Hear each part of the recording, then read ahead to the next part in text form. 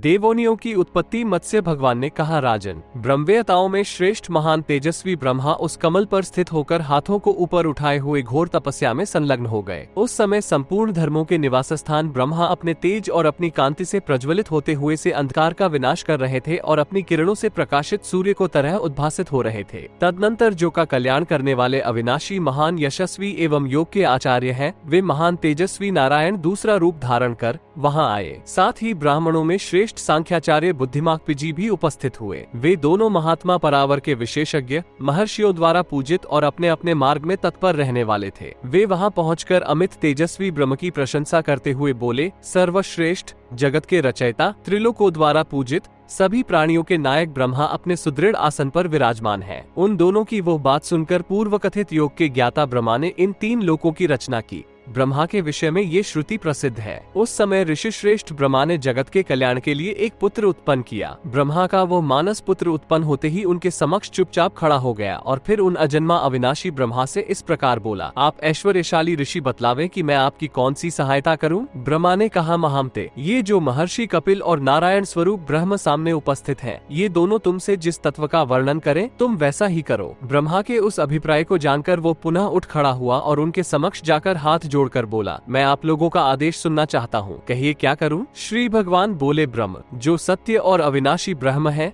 वो 18 प्रकार का है। जो सत्य है, जो रीत है, वही परम पद है, तुम उसका अनुस्मरण करो। ऐसी बात सुनते ही वो उत्तर दिशा की ओर चला गया और वहाँ जाकर उसने अपने ज्ञान के तेज से ब्रह्मत्व को प्राप्त कर लिया। तत्पश्चात महामना एवं सामर्थ्यशाली ब्रह्मा ने मानसिक संकल्प द्वारा ध्रुव नामक दूसरे पुत्र को सृष्टि की। तब उसने भी ब्रह्मा के समक्ष खड़ा होकर इस प्रकार कहा, पितामह, मैं कौन सा कार्य करूं? फिर ब्रह्मा को आज्ञा से वो ब्रह्म के निकट गया। तदुपरांत भुव ने भूतल पर आकर ब्रह्म का अभ्यास किया और ब्रह्म एवं महर्षि कपिल के पास आकर परम पद को प्राप्त कर लिया। उस पुत्र के भी चले जाने पर भगवान ब्रह्मा ने भूर्भुव नामक तीसरे पुत्र को प्रकट किया, जो सर्वव्यापी और सांख्य शास्त्र में परम प्रवीण था। ये भी इंद्रियजय होकर उन दोनों भाइयों की गति को प्राप्त हो गया। इस प्रकार कल्याणकारी महात्मा ब्रह्मा के ये तीनों पुत्र कहे गए हैं। तदनंतर भगवान नारायण और यतीश्वर कपिल ब्रह्मा के उन तीनों पुत्रों को साथ लेकर अपने तप द्वारा उपार्जित गति को प्राप्त हो गए। इधर जिस समय वे दोनों मुक्त पुरुष चले गए, उसी समय से ब्रह्मा पुनः अत्यंत कठोर परम व्रत के पाल में संलग्न हो गए। जब सामर्थ्यशाली ब्रह्मा को अकेले तपस्या करते हुए आनंद का अनुभव नहीं हुआ, तब उन्होंने अपने शरीर से एक ऐसी सुंदरी भार्या को उत्पन्न किया, जो तपस्या, तेज, ओजस्विता और नियम पालन में उन्हों के समान थी। वह देवी लोकों की सृष्टि करने में भी समर्थ थी। उससे युक्त होकर वहां तपस्या करते हुए ब्रह्मा को संतोष का अनुभव हुआ। तब उन्होंने वेद पूजित शिदा गायत्री का उच्चारण किया। तत्पश्चात सर्वव्यापी ब्रह्मा ने प्रजापतियों की सृष्टि करते हुए सागरों की तथा गायत्री से उत्पन्न होने वाले अन्य चारों वेदों की रचना की। फिर ब्रह्मा ने अपने हो सदृश पुत्रों को उत्पन्न किया,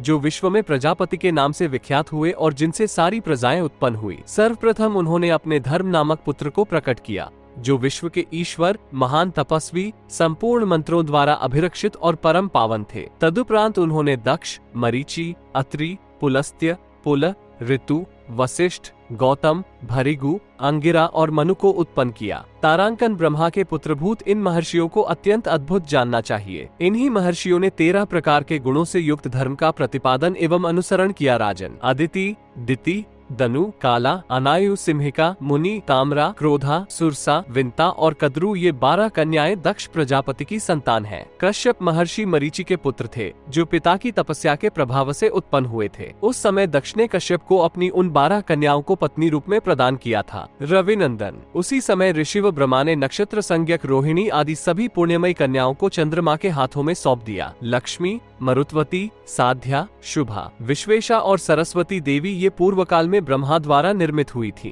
राजन, कर्म पर दृष्टि रखने वाले ब्रह्मा ने इन पौधों सर्वश्रेष्ठ कन्याओं को मंगलकारक सुरश्रेष्ठ धर्म को समर्पित कर दिया। इसी बीच ब्रह्म की स्वेच्छानुसार रूप धारण करने वाली एवं हितकारिणी सुंदरी पत्नी सुरभि का रूप धारण कर ब्रह्मा के निकट उपस्थित हुई। तब लोक सृष्टि के कारणों के जाता लोक पूजित देव श्रेष्ठ ब्रह्मा ने गौ को उत्पत्ति के निमित्त उसके साथ मानसिक समागम किया। उससे धूमकी सी कांति वाले विशालकाय पुत्र उत्पन्न हुए। उनका वर्ण रात्रि और संध्या के संयोगा छाए हुए बादलों के समान था। वे अपने प्रचंड तेज से सबको जला रहे थे और ब्रह्म की निंदा करते हुए रोते से वे इधर उधर दौड़ रहे थे। इस प्रकार रोने और दौड़ने के कारण वे रुद्र कहे जाते हैं। निरीति, शंभु, तीसरे अपराजित, मृगव्याध, कपदी, दहन, ईश्वर, अहिर्बुद्ध, भगवान कपाली, पिंगल और महातेजस्वी सेनानी ये 11 रुद्र कहलाते हैं। जो मनुष्य सदा पर्वों के समय गौरवपूर्वक इस श्रेष्ठ पुराण को श्रवण करता है, वो वीतराग होकर लौकिक सुखों का उपभोग करके परलोक में स्वर्ग फलों का भोग करता है। जो मनुष्य श्री कृष्ण को नेत्र, मन, वचन और कर्म इन चारों प्रकारों से प्रसन्न करता है, तो श्री कृष्ण भी उसे उसी प्रकार आनंदित करते हैं।